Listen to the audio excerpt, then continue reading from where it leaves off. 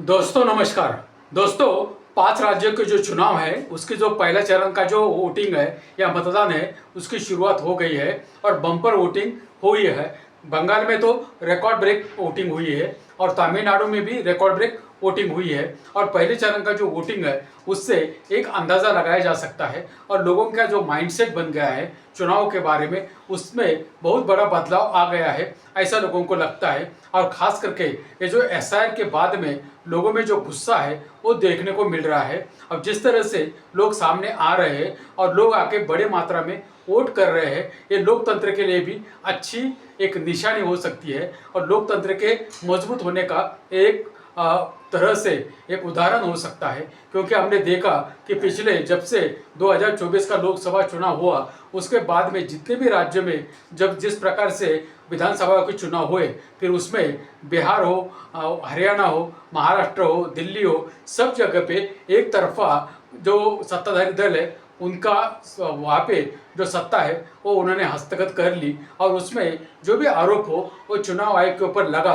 और चुनाव आयोग ने जो एसआईआर के माध्यम से राहुल गांधी जो बोल रहे हैं कि एसआईआर भी एक तरह से जो नाम काटे जाते हैं वो विपक्ष के जो वोटर्स हैं उनके नाम काटे जाते हैं। और बिहार बंगाल में भी जिस तरह का वोटिंग हुआ है हमने ये देखा है कि जिस तरह का वोटिंग बंगाल में हुआ है पिछले कई चुनावों से बढ़कर के लोगों ने वोटिंग किया है, बड़ी मात्रा में लोग बाहर आए हैं। और जिस तरह का एक तो सबसे पहले जो बंगाल में जो वोटिंग हुई है उससे एक तो बात साबित हो गई कि बंगाल की जनता किसी से डरती नहीं है, क्योंकि 2 लाख से ज़्यादा वहाँ पे जो सुरक्षा बल है या सीआरपीएफ के जो जवान है वो तैनात किए गए थे और वहाँ पे सुरक्षा का इंतज़ाम पुख्ता किया गया था। इससे लोग सामने आ गए और उन्होंने आके निर्भयता से वहाँ पे वोटिंग किया, ऐसा लग रहा है। क्योंकि जो है ऐसा नहीं हो सकता है कि एक ही तरह से या एक ही बाजू से वहाँ पे हिंसाचार होता था।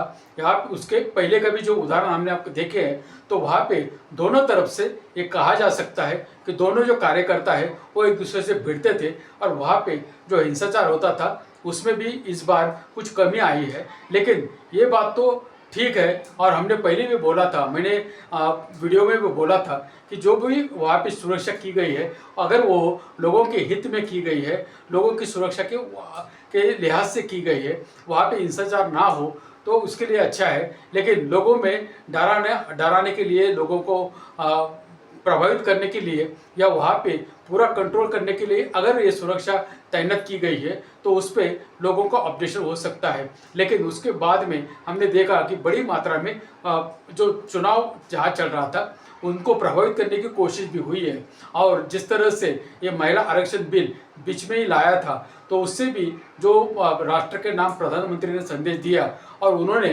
खास करके जहाँ जहाँ पे चुनाव हो रहे थे उन राज्यों के बारे में बात की। उन्होंने टीएमसी का नाम लिया, उन्होंने तमिलनाडु का नाम लिया और वहाँ पे जिस तरह का वोटिंग देखने को मिला तो लोगों ने ये दिखा दिया कि हम जो है हमारी मर्जी से हम बाहर निकलेंगे। लेकिन सबसे बड़ी बात यहाँ पे एक हो सकती है कि अभी चुनाव कौन जीतेगा वो महत्वपूर्ण है। क्योंकि किसी भी राज्य में अगर लोग बाहर निकलते हैं, चुनाव करते हैं तो उनका अधिकार है कि हम जिसको चाहे उनको ही चुनकर वही लोग आए, क्योंकि वो वोट की गारंटी होती है कि हमने जिसको वोट दिया उसी को वो वोट मिला है और वही चुन के आया है। लेकिन अगर लोगों ने किसी को वोट दिया और चुन के अगर दूसरा आ गया तो फिर वो वोट चोरी या वोटर लिस्ट का जो फ्रॉड है उसी आरोप में वापस वो चुनाव जा सकते हैं या फिर ईवीएम के ऊपर फिर से एक बार सवाल या निशान पैदा हो सकते हैं। लेकिन ऐसा नहीं होना चाहिए। इसीलिए फ्री, फेयर और ट्रांसपेरेंट चुनाव हो, ये जो जिम्मेदारी है वो चुनाव आयोग की है। लेकिन जिस तरह का रवैया चुनाव आयोग का पिछले कुछ सालों से देखा जा रहा है उससे तो जहाँ पे जो टीएमसी है उनका भी ये कहना है कि किस तरह का चुनाव होगा ये हम बता नहीं सकते। लेकिन जो बंगाल की जनता है वो ममता दीदी को चाहती है।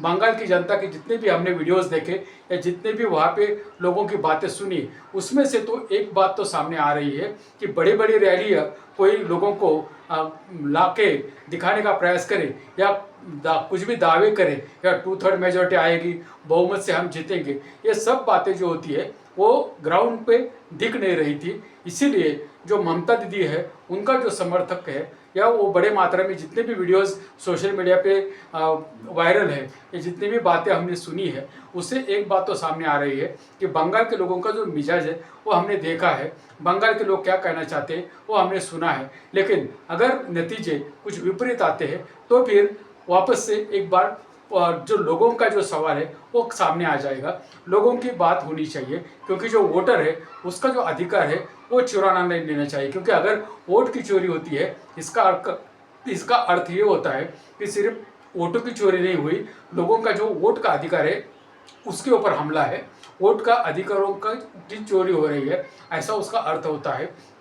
इसीलिए वोटों की चोरी नहीं होनी चाहिए, उसके ऊपर भी बहुत सी बातें हैं। और जिस तरह से एक 92 लाख के करीब बंगाल में लोगों के वोट काटे गए और उसी मात्रा में जो वोटिंग परसेंटेज है वो भी बढ़ा है, तो लोगों ने एक तरह से उसको मिला दिया कि आपने जितने लोगों का नाम काटा, लेकिन जितने भी लोगों का नाम था वो सब बाहर निकल के आ गए और उन्होंने वहाँ जाके वोटिंग की, अपना जो अधिकार है उसका इस्तेमाल किया।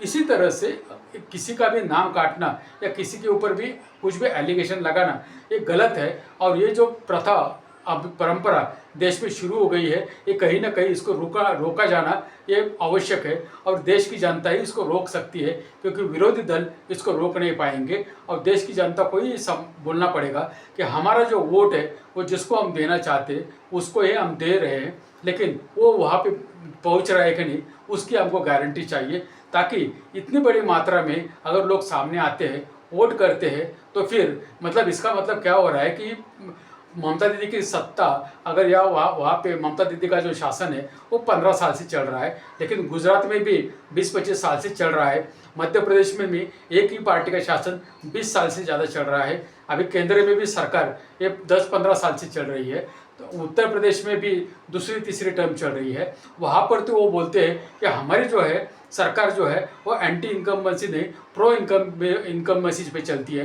लेकिन जहाँ पे विपक्ष की सरकार है वहाँ पे एंटी इनकम्बेंसी होती है। और जो गोदी मीडिया है वो लगा हुआ है कि किसी तरह से जो ममता दीदी है या उनकी जो सरकार है उनको बदनाम करने की कोशिश मीडिया के द्वारा भी हो रही है। और ऐसे मुद्दे उछाले जा रहे हैं कि जिससे उनकी जो छवि है उसके ऊपर कुछ ना कुछ सवाल पैदा हो। लेकिन बात यह है कि आप अगर सत्ता चाहते हो तो आपने जहाँ जहाँ पे आपको सत्ता मिली है वहाँ पे क्या किया उसका रिपोर्ट भी तो लोगों को देना चाहिए। और इसमें सबसे बड़ी बात ये होती है कि अगर आपको इतनी बड़ी मात्रा में अगर 92% तक या 84% तक अगर पहले फेज़ में वोटिंग हुई है तो अभी तो दूसरा फेज़ भी बाकी है, तो उसमें भी बड़ी मात्रा में लोग आएंगे। तो इतनी बड़ी संख्या में, करोड़ों की संख्या में जब लोग सामने आते हैं, वोट करते हैं, तो कुछ ना कुछ डिसाइड करके ही आते हैं। क्योंकि वोट जो होता है हमारे यहाँ इंडिया में वो कॉन्फिडेंशियल वोट होता है, कोई घर में भी एक दूसरे को बताता नहीं है कि मैं किसको वोट करूंगा। इसीलिए सबसे पहले तो जो फर्जी सर्वे निकलते हैं उनके ऊपर कार्रवाई होनी चाहिए, उनको बैन करना चाहिए। क्योंकि उनके लिए तो कुछ रूल्स रेगुलेशन, जैसे आजकल हर एक बात के ऊपर जो सरकार है वो कुछ ना कुछ नियम बनाती है, फिर सोशल मीडिया पे कंट्रोल करो, इस पे कंट्रोल करो, उस पर कंट्रोल करो, अलग अलग कानून बनाते हैं। उसी प्रकार से ये जो प्री पोस्ट पोल जो सर्वे निकलते हैं ना, उनके लिए भी एक कोड ऑफ कंडक्ट होना चाहिए। अगर उनके सर्वे किस आधार पे वो करते हैं उसका भी उनके लिए भी कुछ रूल्स रेगुलेशन होने चाहिए। क्योंकि हमने देखा है कि अभी जो चुनाव खत्म हो जाएंगे उसके बाद में ये जो सर्वे वाले हैं वो सामने आ जाएंगे और डिबेट शुरू हो जाएगी और उन्होंने वो बताना शुरू कर देंगे कि महिलाएं ने इनको वोट दिया, ये समाज इसके साथ है, इन्होंने इतना वोट दिया, उन्होंने उतना वोट दिया, ये इतना सीट जीत सकता है, वो उतना सीट जीत सकता है, और उसके अकॉर्डिंग ही रिजल्ट आ जाता है। ये पिछले 10-12 सालों में हमने देखा है। तो उनके ऊपर भी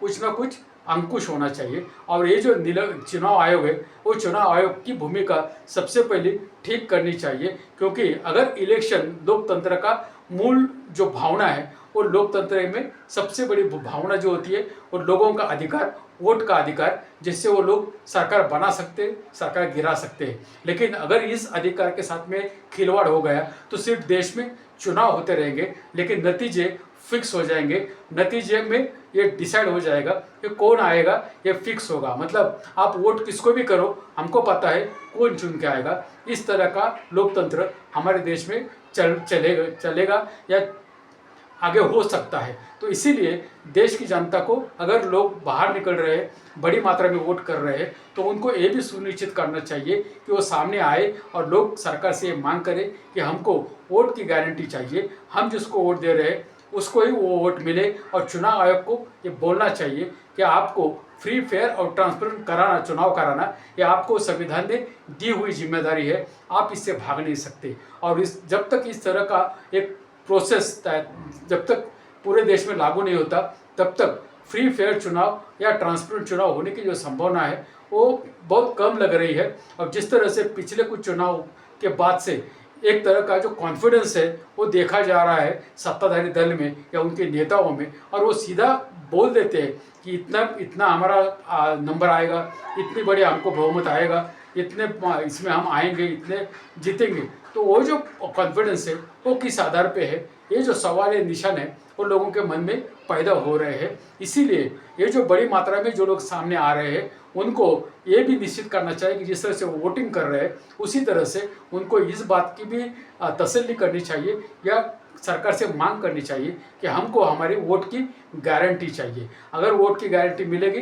तो आप जिसको चाहिए उसको ही चुन सकते हैं और वही आपका जो रिप्रेजेंटेटिव है वो बन सकता है। वरना तो यहाँ पे वोटिंग आप करो और घर जाओ, फिर 92% करो या कुछ भी करो, उसका कुछ फ़ायदा नहीं होगा। तो आपको ये बात सोचनी पड़ेगी और सीरियसली इसके ऊपर सोचना पड़ेगा कि हम जिसकी सरकार चाहते हैं वही सरकार बने। आपको क्या लगता है, कमेंट करके इस वीडियो में आप बता सकते हो। मिलेंगे हम दूसरे वीडियो में दूसरे विषय के साथ में, तब तक धन्यवाद।